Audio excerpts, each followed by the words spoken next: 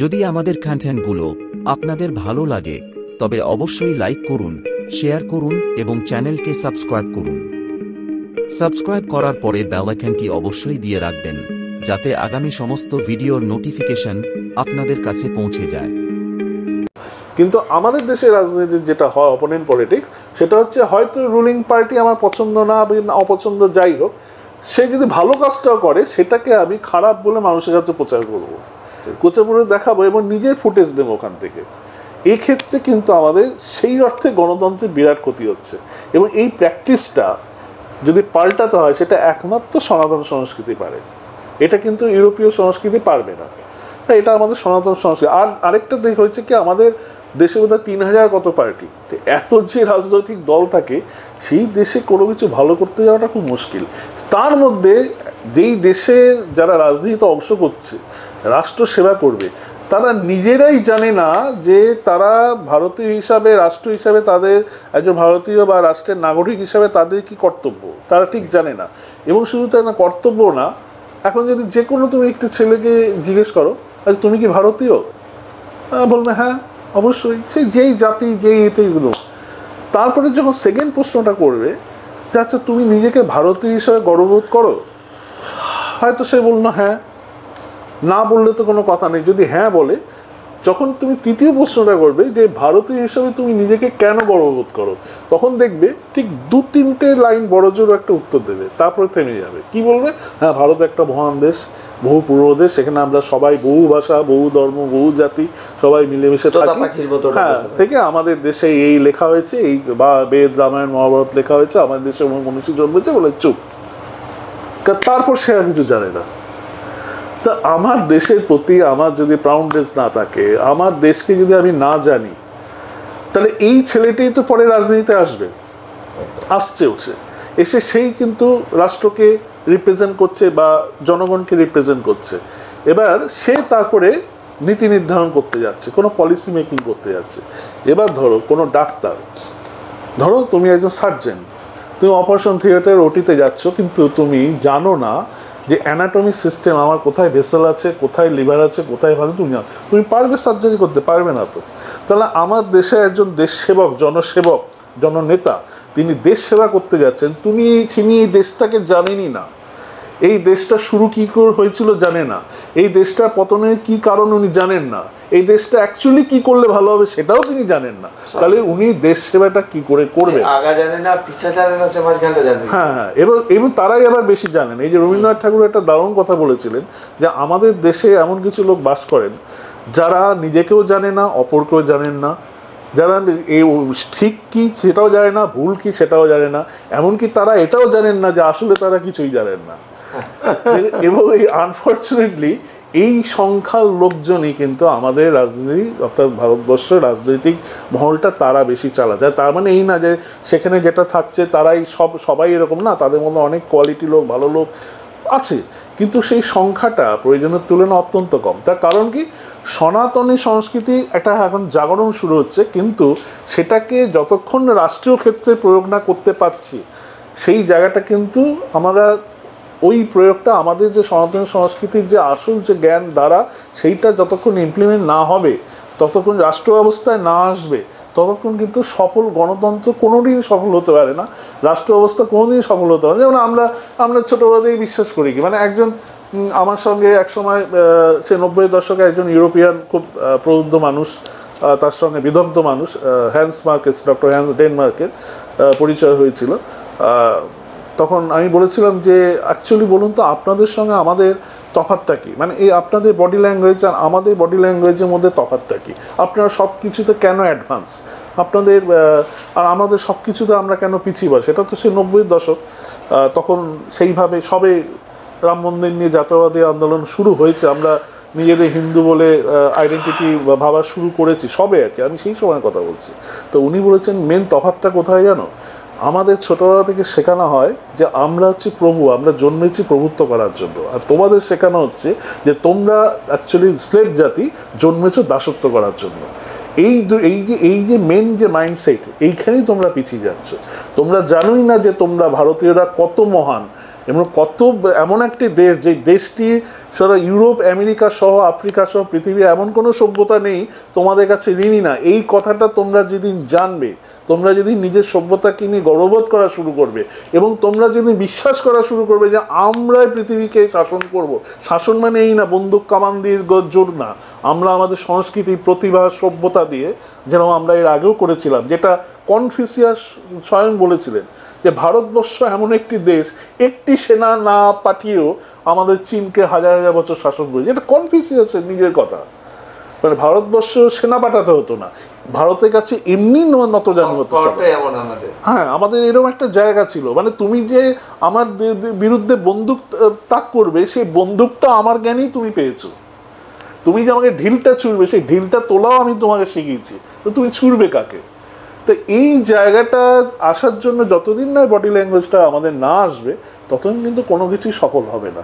হ্যাঁ, আমরা হয়তো সংখ্যায় বলে দিচ্ছি আমরা 300 এত, আমরা অপোনেন্ট এই, আমাদের এই মন, সব ঠিক আছে, হচ্ছে, অনেক কিছু হচ্ছে, কিন্তু এখনও যে ঘাটতিটা আছে এইটা কিন্তু দেবদা এটা বলেন, অর্থাৎ সেই সঙ্ঘভাবনা, মানে সঙ্ঘ মানে আমি রাষ্ট্রীয় স্বয়ংসেবক সঙ্গে শুধু বলছি না, সে আমাদের সংঘবদ্ধ ভাবনা, মানে কলিযুগে সংঘশক্তি, মানে এটা তো স্বয়ং চৈতন্যদেব বলে গেছিলেন, এবং আমাদের ভারত সেবাশ্রম সংঘ আছে, রামকৃষ্ণ মিশন, অর্থাৎ আমাদের সনাতনী সংঘ, অর্থাৎ সনাতনী সেই সংঘ শক্তি যেভাবে যদি আবার যতদিন না জাগবে ততদিন কিন্তু আমাদের এই যে এই বঞ্চনার ইতিহাসটা চলতে থাকবে।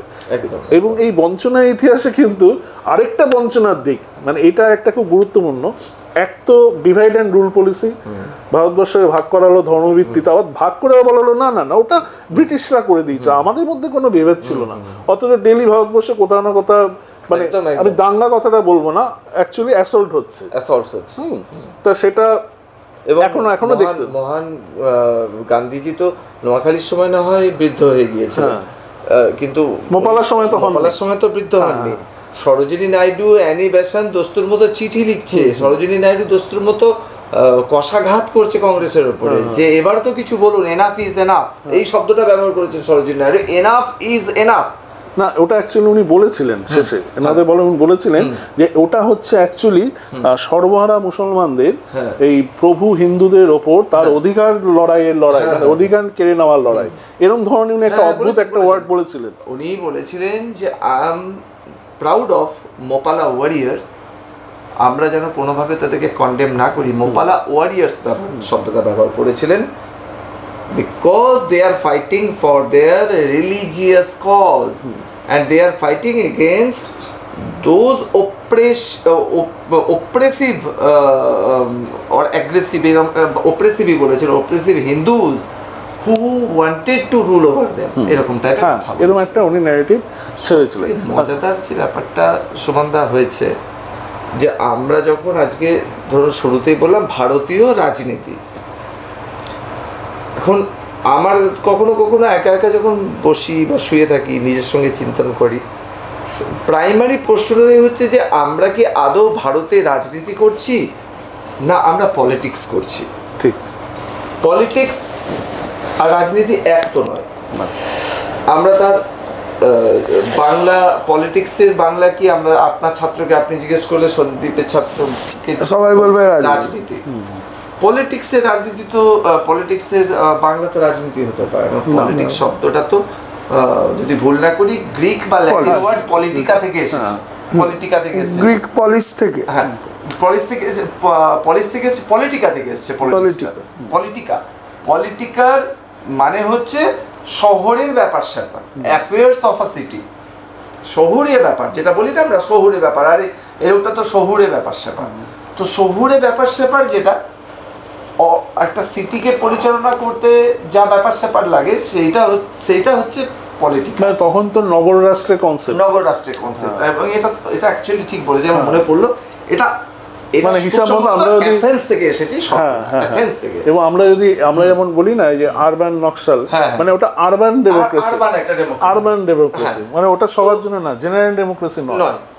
আর সেখানে যদি রাজনীতি শব্দটাকে ভাবি, রাজনীতি শব্দটাকে আমরা সিম্পলি একদম সাধারণভাবেও যদি তার ব্যুৎপত্তিটাকে উপলব্ধি করার চেষ্টা করি, তাহলে দেখবো যে রাজ শব্দের অর্থ যা কিছু শ্রেষ্ঠ হয় তা রাজহাঁস, কমলের মধ্যে যা শ্রেষ্ঠ কমল তা রাজকমল, রজগুণ বিশেষ। হ্যাঁ, এবং একদম রাজকীয় ব্যাপার আর কি।